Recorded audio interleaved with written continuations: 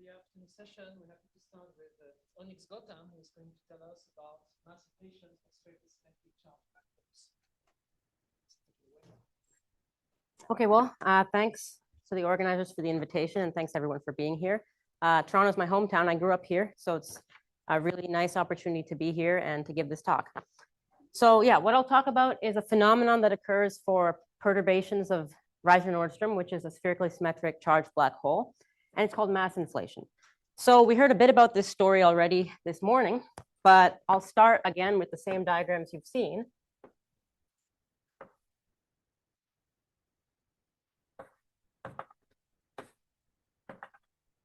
So on one hand, we have a picture of the Schwarzschild black hole.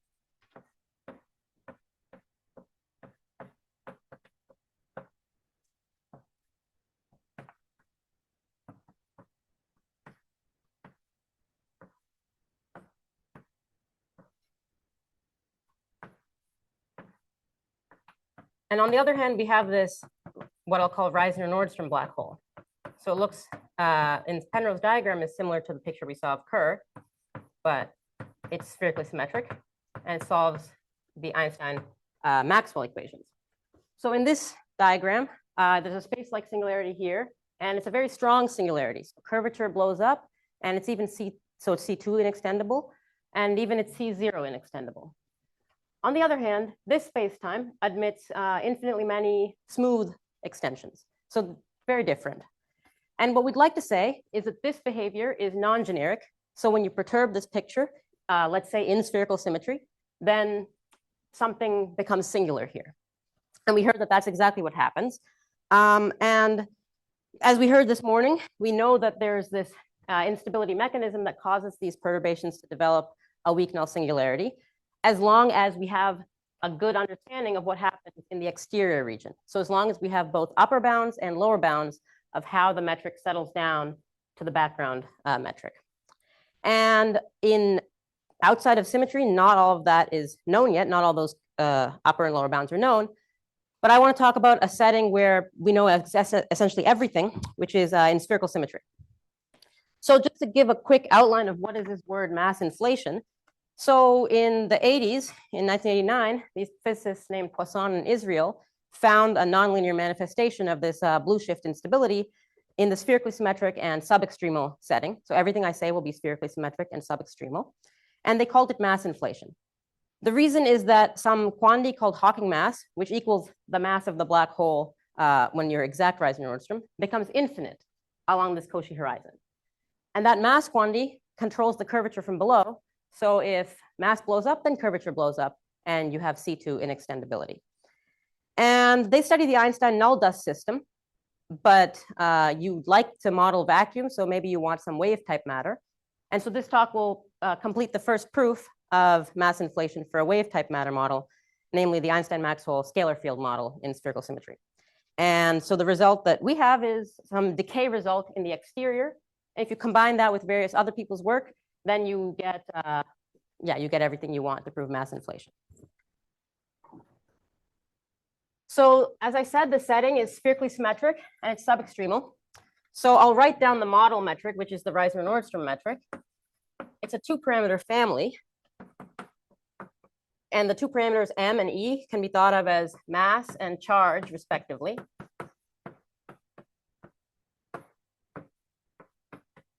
And I'll write down metric and coordinates that are valid in the exterior region.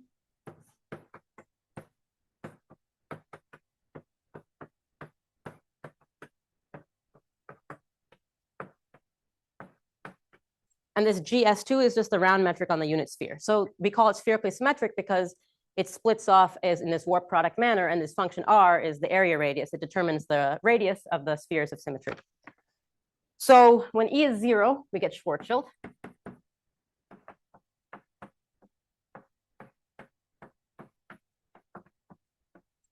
And the remaining region I'll call subextremal. So we'll consider the subextremal case where E is strictly less than M.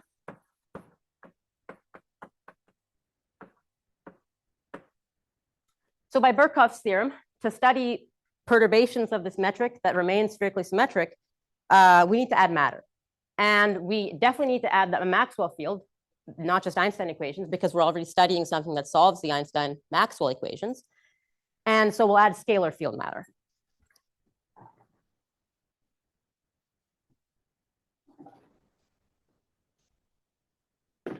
So the Einstein equations will then look like this.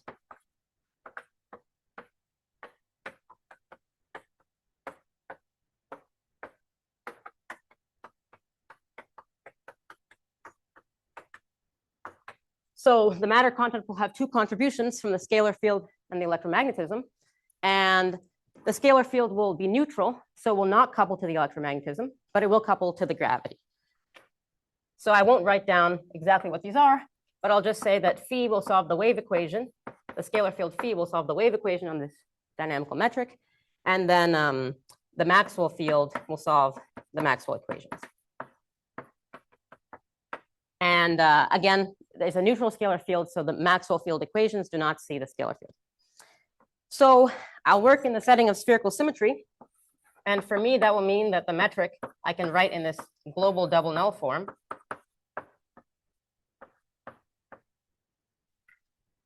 So in this formulation, the Einstein equation is reduced to a system for omega, r, and phi. And the reason I've omitted the Maxwell field is actually in this model, you can write the Maxwell field in terms of omega and r. And E is no longer, it's not a dynamical quantity precisely because the Maxwell field doesn't see anything. So E is a constant here. And actually, because of that, we're restricted to studying two-ended spacetime. So unfortunately, you can't use this model for gravitational collapse, but okay, that's the setting we're in. And I want to now introduce the key quantity called the Hawking mass, which you can write in terms of the metric variables like this.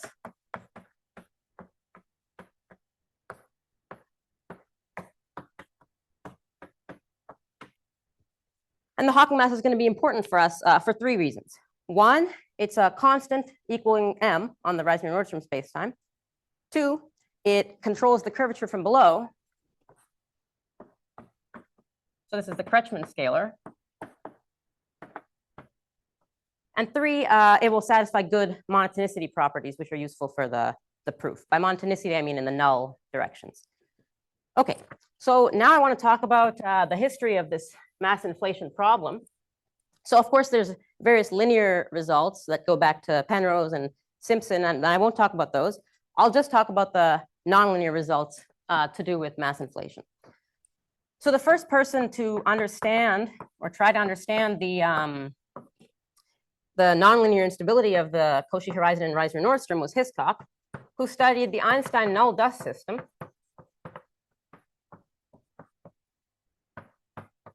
With one ingoing dust. So you should think there's one family of ingoing dust kind of going into the black hole. And actually, this is an explicit solution, like Reisner-Nordstrom Vaidya metric, if that means anything to you. And what he found is that the metric remains continuous up to the Cauchy horizon, but Christoffel symbols blow up. So let's say, yeah, Christoffel symbols blow up in a parallelly propagated frame.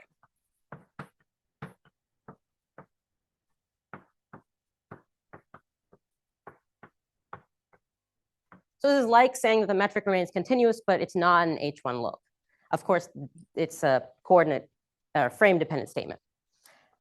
But the real kind of breakthrough was due to Poisson and Israel some years later, where they added an additional outgoing dust.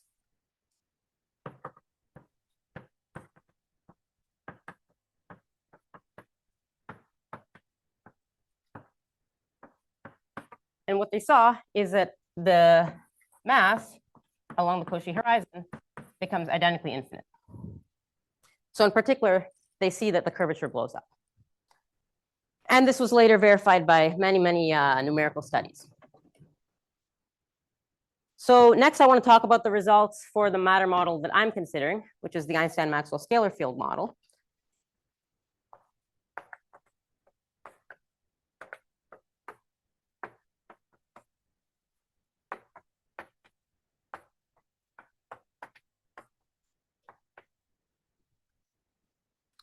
So I'll start with the result of Christodoulou.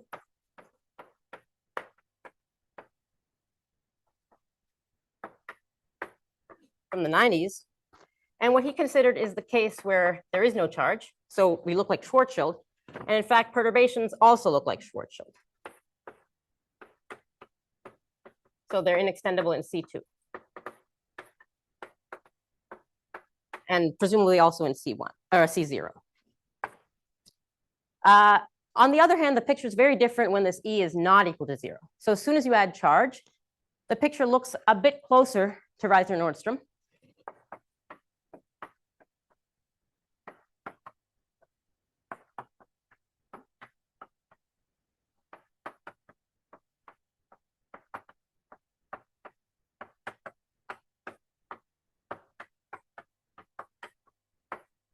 And you're actually extendable in C0. So this is the precursor in spherical symmetry to the work we heard about by de Frommes-Look, which is the same statement, but for Kerr outside of symmetry. However, you don't look exactly like Reisner-Nordstrom because there are singularities when you perturb. And that was the proof of strong cosmic censorship in the C2 class by Look and O. So you cannot extend the metric in C2.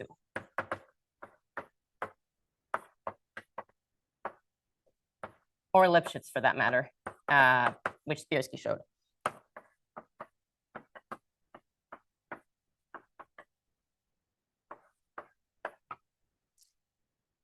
So these results all have the flavor that if you have upper bounds in the exterior and you also have lower bounds, let's say for the scalar field, then you have your instability and stability results inside.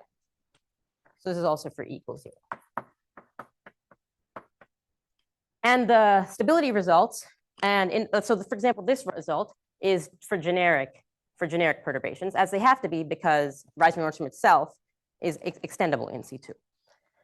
So since these results rely on upper and lower bounds in the exterior region, I now want to talk about the best known upper and lower bounds in that region. So for the rest now, I won't say anything more about the interior. I'll just talk about the exterior and the best known bounds we have for the scalar field in that region.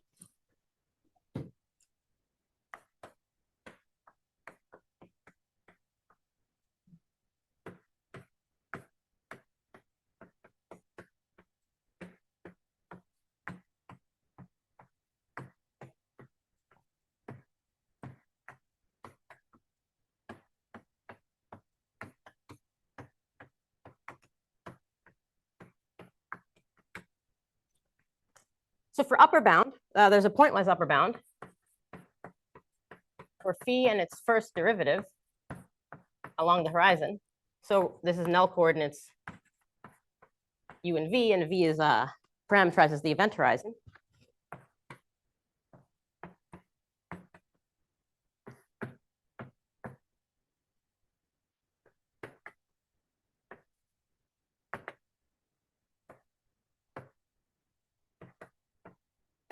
So this is the rate predicted by Price in the 70s for the scalar field along the event horizon.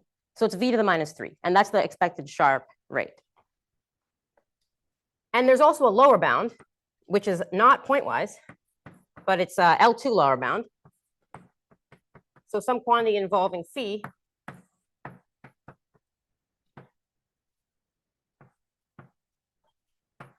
blows up, at least generically. And this generically is the same as that generically, which I didn't write, because it's the same result. So this is the lower bound they used to prove that the metric is inextendable in C2. So you can interpret this as being analogous to saying that dv phi is like v to the -4.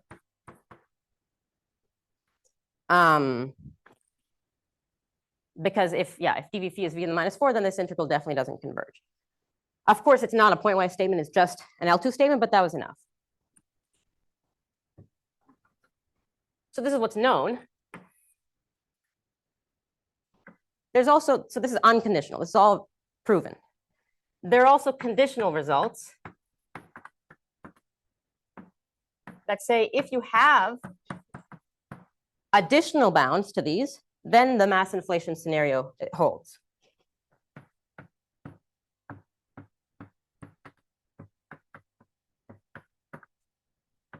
So I gave you a bound in the pointwise world and in the L2 world, and there are two such statements, one that requires an additional pointwise bound and one that requires an additional L2 bound. So we have this pointwise bound, which I'll call number 1.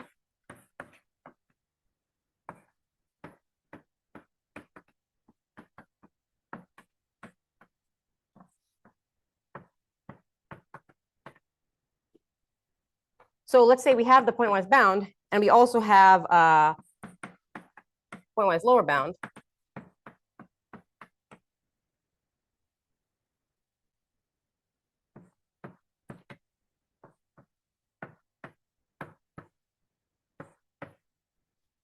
So this is like saying that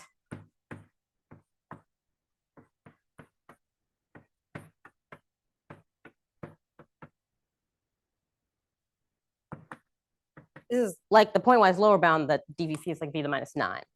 And this is much weaker than this. This is v to the minus 4. And this is expected to be sharp, but this is all you need to prove mass inflation. And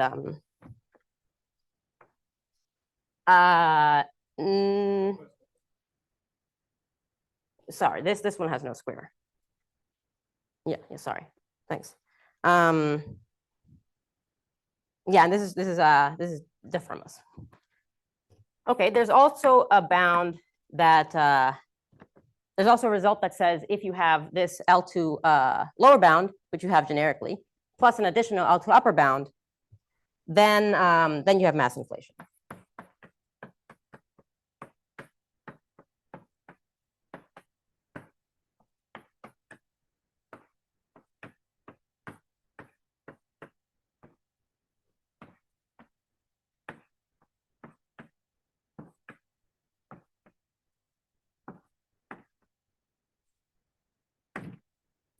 And this is due to Look-O and Schlappentuck-Rothman. So this bound is known, but if you just plug in that result, but this bound is not known. I mean, for example, this estimate only holds for the first derivative, and this estimate can't really hold for one derivative because we expect dv phi to be like v to the minus 4. So this is definitely not going to be finite. And there's also this result. But you can hope it holds for higher derivatives if you think that each v derivative gains you some decay along the horizon. So now I'll tell you, well, before I tell you about that, I want to remind that, so the first result holds for all data. And by all, I really mean all, including large. The only requirement is basically that you have a trapped surface already in the initial data and that the black hole settles down to something subextremal. But the second result holds for generic data, as any lower bound must. So the new result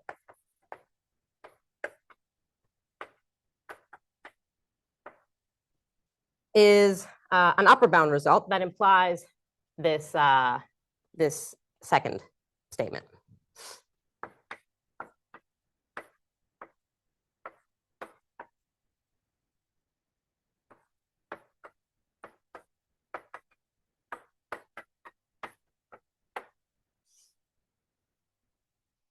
And so now I should tell you what is this notation. So this earlier I was writing dv.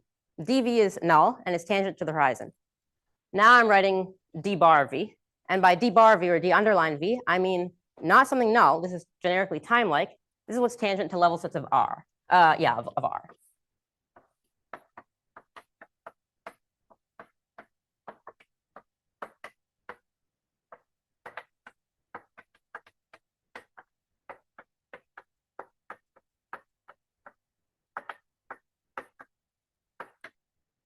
And this is again for all data, all in the same sense as the Price's Law statement earlier, including large data. So what this is telling you is that each time you take a good derivative, where good means tangent to the level sets of R, so it's going to be time-like unless you're on exact Schwarzschild or Reisner-Nordstrom, then you gain one more power. So each time you differentiate, you gain one power of decay.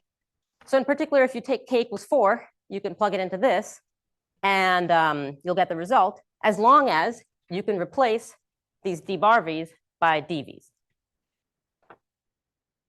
And then then in fact you can do that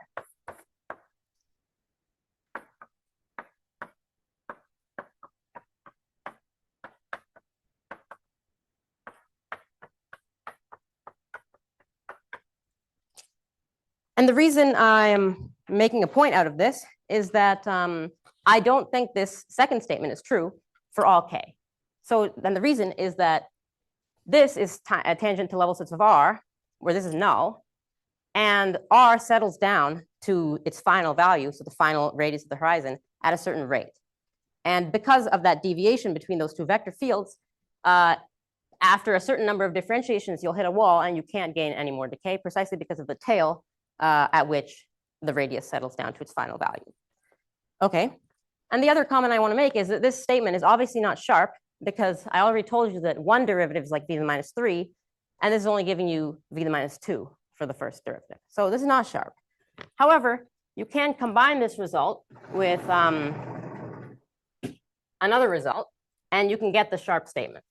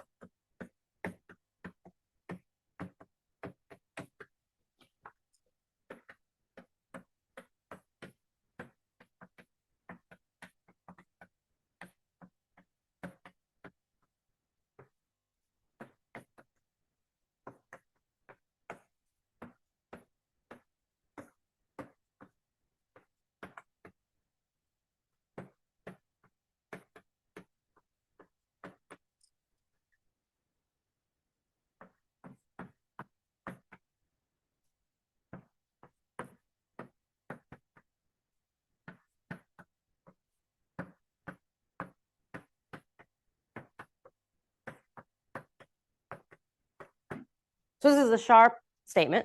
It tells you, and this is for all k,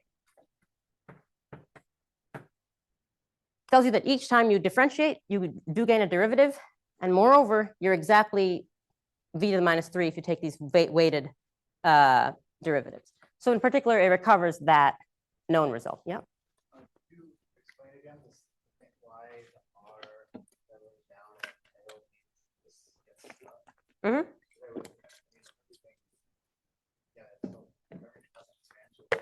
Right, right. So if you write this one, let's see. If you write this one in terms of this one and the ingoing, then this one will be some multiple of, this one will be, okay, so d bar v is going to be like dv plus some multiple, well, let me just call it u. dv plus some ingoing thing times dvr. But dvr is sourced by dv phi squared, its equation, or like, yeah, yeah. And so dv phi squared has a tail, and so dvr has a tail. And so, and u does not gain you anything. Differentiating with the ingoing derivative doesn't gain you any powers. So if you just, write out a big expansion, like you raise this expression to the kth power, you'll see that, eventually you're limited by the rate of dvr. So you can go up to k equals 8, I think, but because dvr is like v to the minus 8, but that's it. Okay. So you can also get this result if you replace this d bar v with dv, and you can go up to, let's say 2. K equals 2.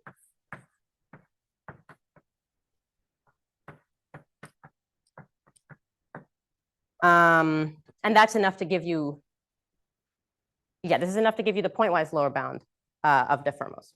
So in particular, now we have two proofs of this mass inflation. So the statement is that generic data will either satisfy this pointwise lower bound or pointwise upper bound, or L2 upper bound number 2. And in either case, you can combine it with known upper bounds or with known upper bounds to get mass inflation for generic data. So I will point out now that this tails thing is not just for fun, not just to get another proof of mass inflation, but it has applications as well. So Maxime used tails for dv phi and for dv squared phi to construct examples of two-ended black holes that contain both space-like and null singularities in the interior.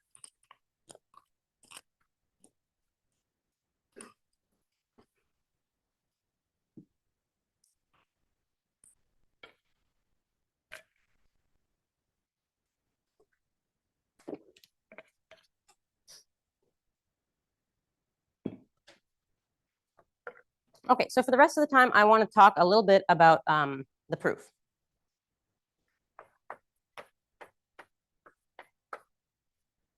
So I'm going to state the proof in terms of 5 ingredients.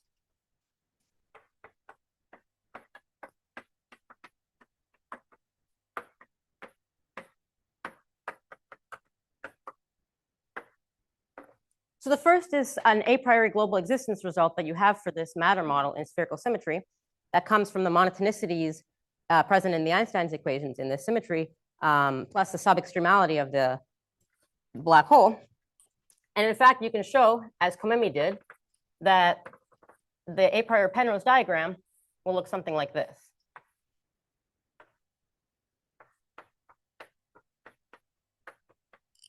So there might be a space-like singularity. There might be a null part, Cauchy horizon, and in fact there are by this result. But yeah, the space-like singularity could be empty, it could not be empty, but certainly this is all the Penrose diagram could be. So that's the first result that I'm going to use. The second thing is the redshift effect. And because we know the black hole is settling down to a subextremal black hole, it means that in a late time region like this, I have the redshift effect along this part of the horizon. For time O of 1, since my data is allowed to be large, I have no idea what happens. But eventually, I will reach a region where the redshift effect is there. And so I'll restrict the rest of my study to this late time region. And because of the monotonicities present in this model, it's not just along the horizon. The quantity that measures whether the redshift is there or not is positive everywhere in this region.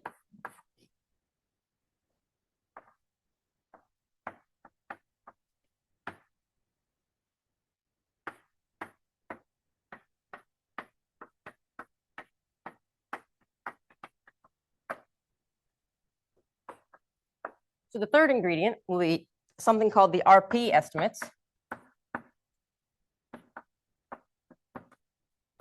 It's a certain type of energy estimate. And the consequences of it that I'll use are that you get decay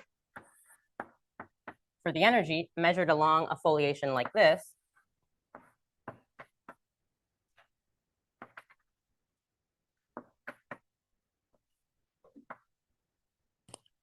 So I've just drawn this picture, but I've zoomed in, and this is my foliation.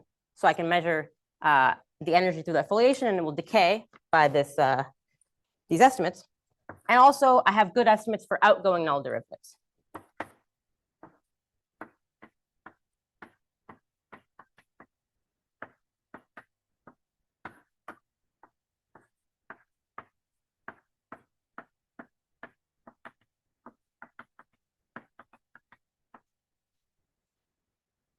And so these ingredients are all well known in the study of this problem, but there are 2 ingredients that seem to have not been used before. And those are where oh, you can't see. Okay, thanks. I'll write on the next board. Yeah, so there's 2 new ingredients. And that has to do with using the right commutator vector fields to close the energy estimates and with estimating the geometry in the correct way.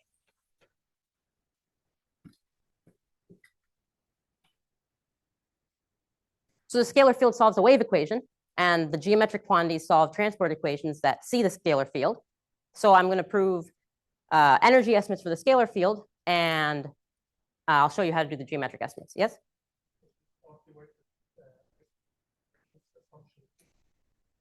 Assumption 2. You mean the L2 lower bound?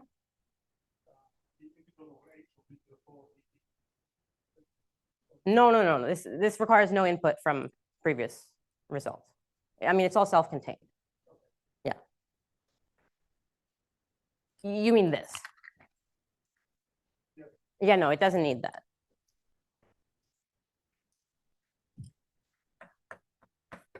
This is what I'll call the reductive structure.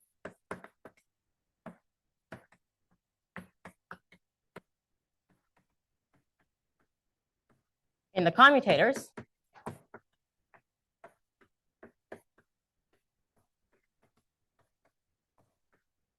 And then there are what I'll call weak and strong estimates for the geometry.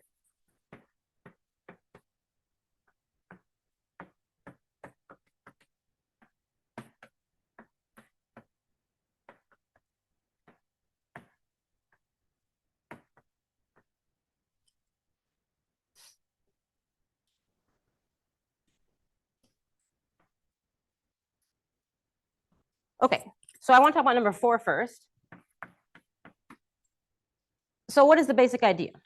So the result I want to prove is that every time I differentiate with the VdV along the horizon, I stay with the same decay rate as I had originally.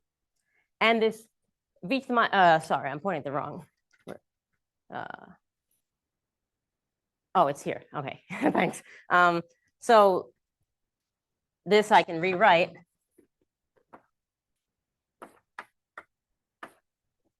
like this.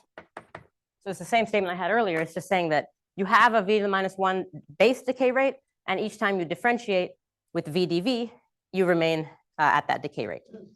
And this v to the minus 1, it's not a random decay rate. This is just exactly the decay rate that the RP estimates will give you. So what I'm going to do is I'm going to close these energy estimates, these so-called RP estimates, and commute with a vector field that equals VdV along the horizon.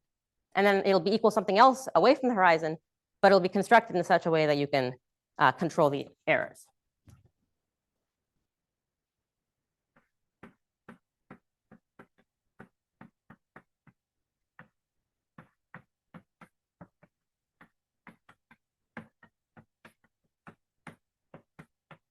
So I'll call this vector field S because away from the horizon, it's going to look like the scaling vector field on Minkowski.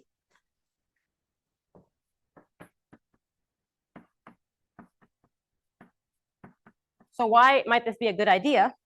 It's because on Minkowski space,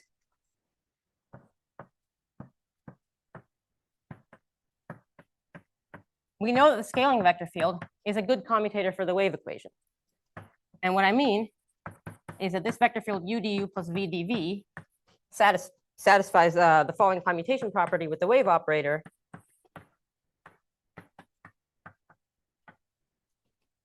Which means that if I have a solution to box phi equals 0, then I also have a solution after I commute with S. So when I prove energy estimates for phi, which we'll see as error terms, box of phi, then I can prove those same exact estimates for S phi whenever box of phi is 0. And then the next step would be to show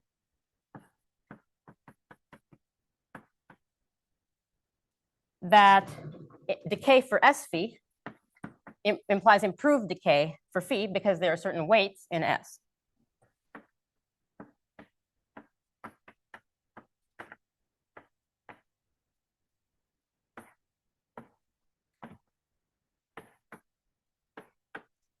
And this idea has been implemented many times by, let's say, Kleinerman-Sideris, and in the black hole context also by Jonathan Look and Metcalf, Tataru, Tohanyanu. So the idea for us will be to adapt this, this idea with the scaling vector field and control the errors that come up because we're not exactly on Minkowski, and so there's no exact scaling.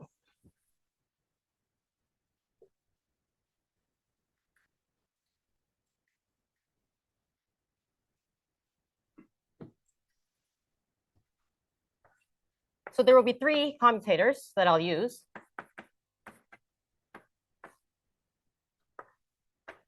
One I'll call U,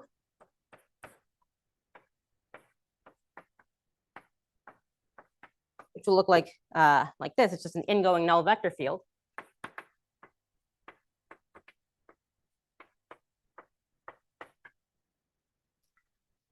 There will be V,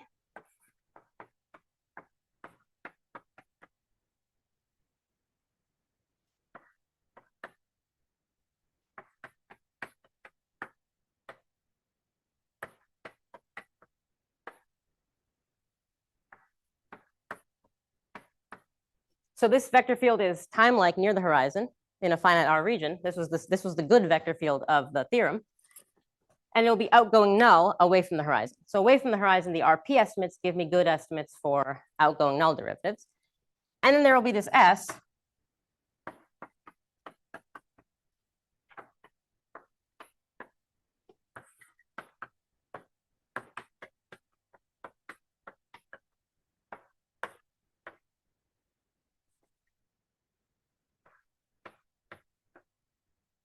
Well, okay.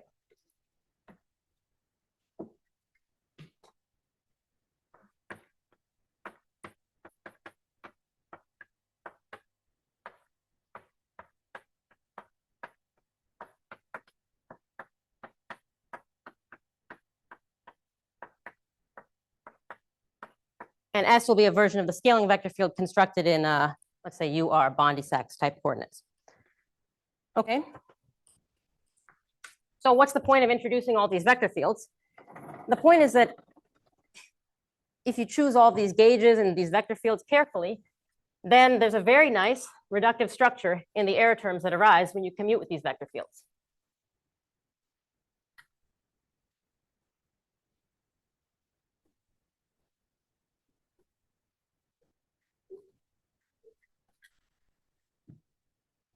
So, as a marvel, one of the marvels of spherical symmetry, the energy estimate for phi closes on its own.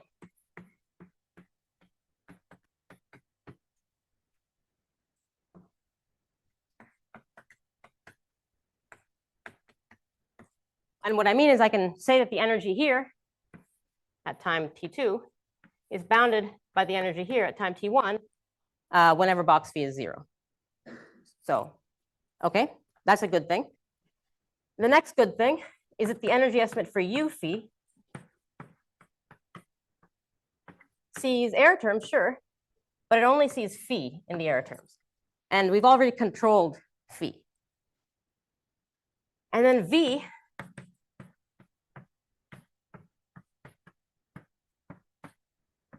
it sees u phi and it sees phi.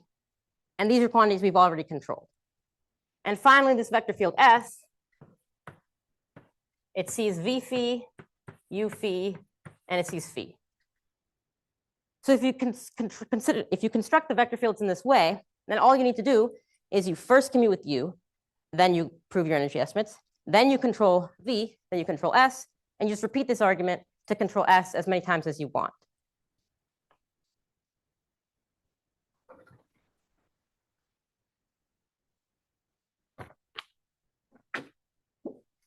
So now I'd like to tell you, given that you believe that these vector fields have the properties I just said, I want to tell you how I control the geometry. So let's say G is a geometric quantity.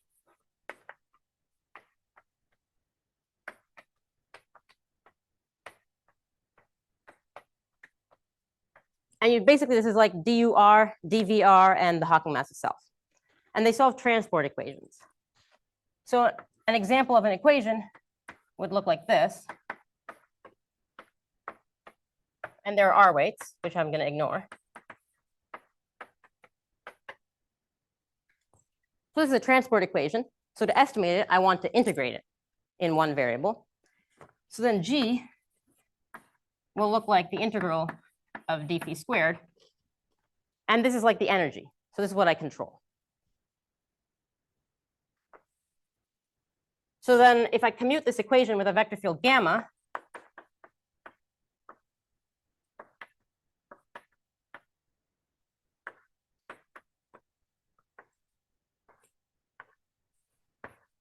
oops.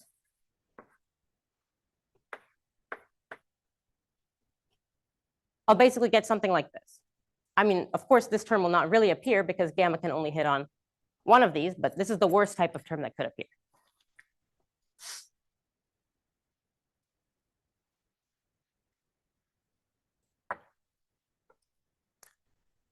So what I'm telling you is that once I control the energy of gamma phi, I can get very good estimates of gamma of the geometric quantities. And by very good, I mean I can get R decay, and by the RP estimates, I can get time decay. Because I know this energy decays in time, So this quantity will also decay in time. So I'll say this as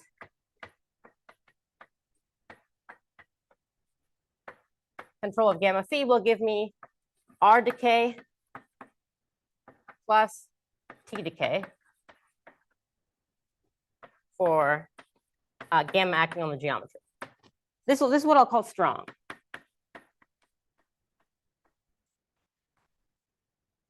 Of course, in order to control gamma phi, when I commute against the wave equation, I'll see gamma hitting on the geometric quantities.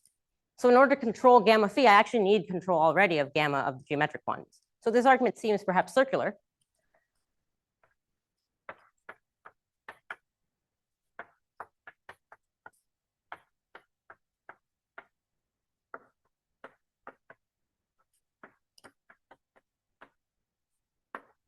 But it's not circular because I don't actually need time decay of gamma g. I only need R decay. And what I can do, let's say we want to say gamma equals S.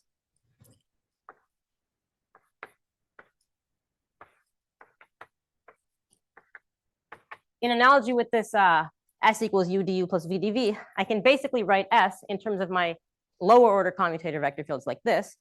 So these weights grow in time.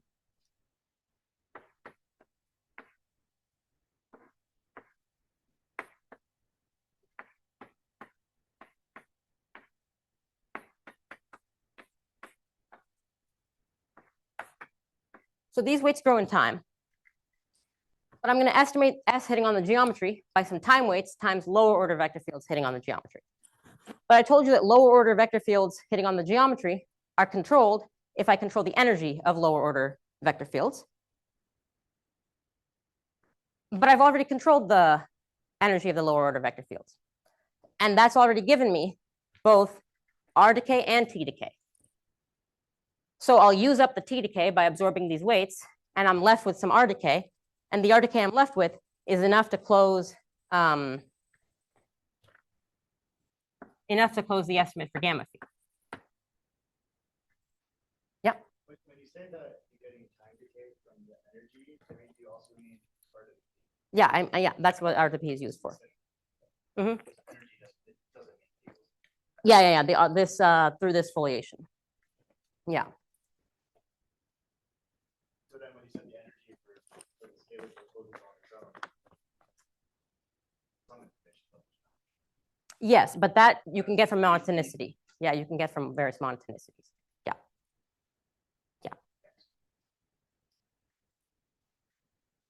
Okay, so with the remaining few minutes, I want to explain how this reductive structure works in more detail.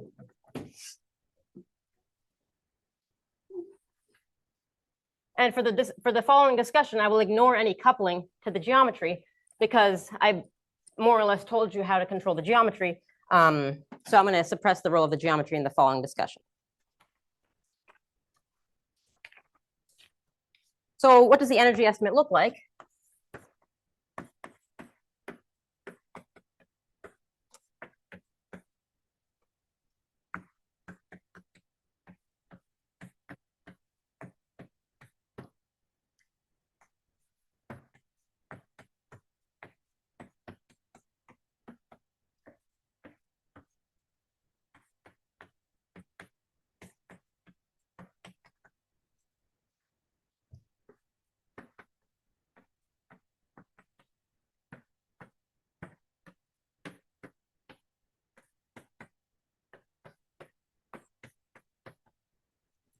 So I control, on one side, I control the energy at a late time, plus a good bulk term, by energy at an earlier time, plus an error term. And the error term is such that the multiplier vector field I've used, which I can always write in double null coordinates, has a good sign in front of the ingoing derivative term. So if you like, I can even replace this du with capital U, because it turns out this quantity dur is always negative. And so, okay. So in particular, you'll notice that if the box phi is 0, then this term vanishes. And so I get a closed estimate for the energy. This is what I meant by the energy estimate for phi closes on its own. There's no nonlinear terms.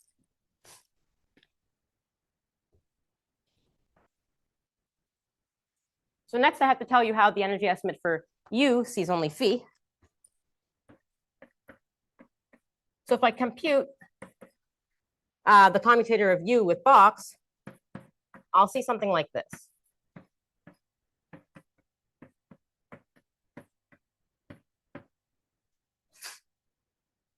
So this will produce an error term. It will produce multiple error terms. So let's call this error.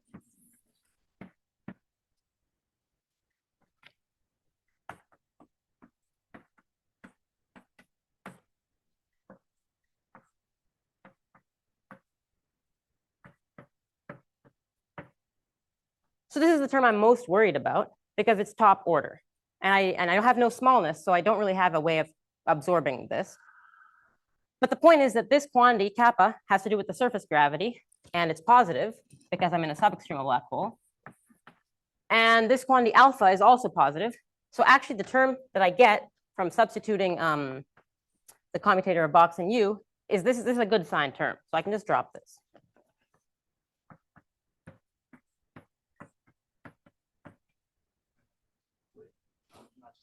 Yes, that's globally. That's the monotonicity. Yes.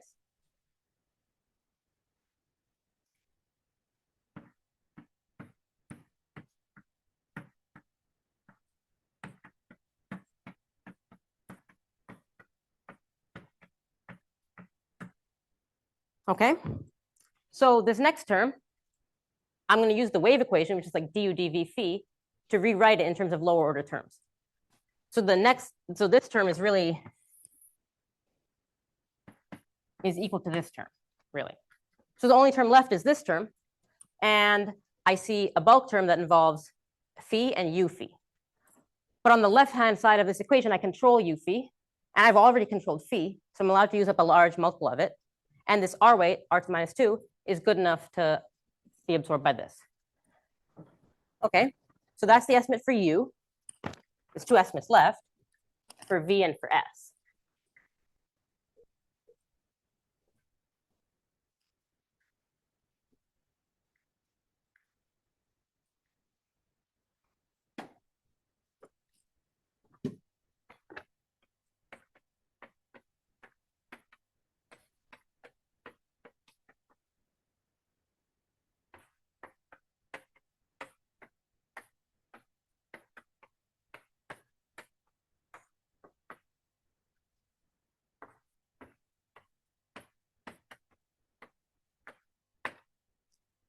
So the second pair of terms, I deal with exactly as I dealt with the lower order terms earlier, because I'm only seeing things I've already controlled, so these terms pose no issue.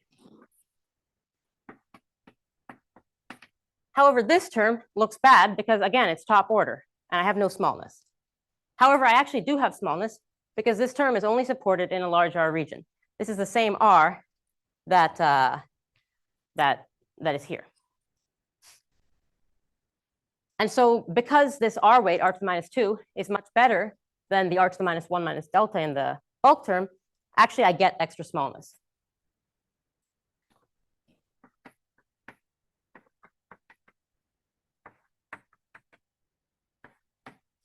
And so I can take R very large to absorb this term to the left.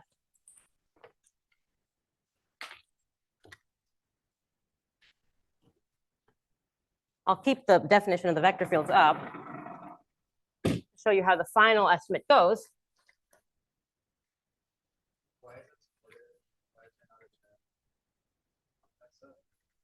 There is a term in a compact set, but it only sees these two. Yeah, and that's because of this, this vector field. Yeah, and actually, I mean, this vector field is a multiple of the Kodama vector field, which is time-like, and maybe you want to use that instead. But if you use that vector field, then you'd see a term like that in a compact set as well, which you could not absorb. So somehow in my proof, you have to use this particular gauged vector field. Okay, so the final commutator estimate is with S.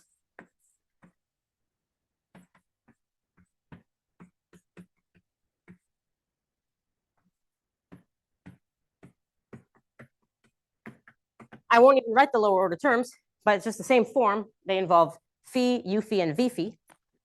but we have this term. So this is a lower order term because we've already controlled v at this stage of the argument. But you'll notice that the r decay here is -1 plus delta, but I need -1 minus delta. So I don't have enough r decay. So I cannot actually do this term so easily. However, if you check, this only comes with outgoing derivatives. And so I can use the RP weighted energy estimates because the RP estimates give me good control of outgoing null derivatives. So I'll write this as follows.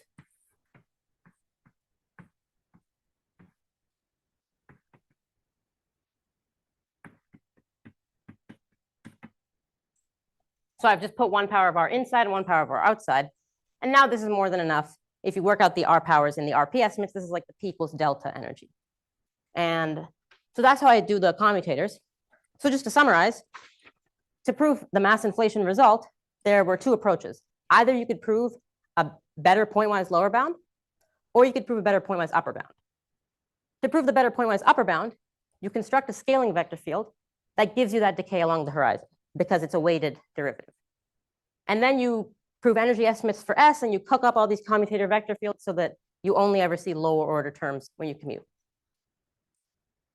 The other approach would be to prove pointwise lower bound. And so this was to prove better upper bounds, but to prove pointwise lower bounds, then you'd need to combine with other works, namely the Look-O late time tails result. And so you get 2 proofs of mass inflation. But yeah, that's all I have to say. So thanks.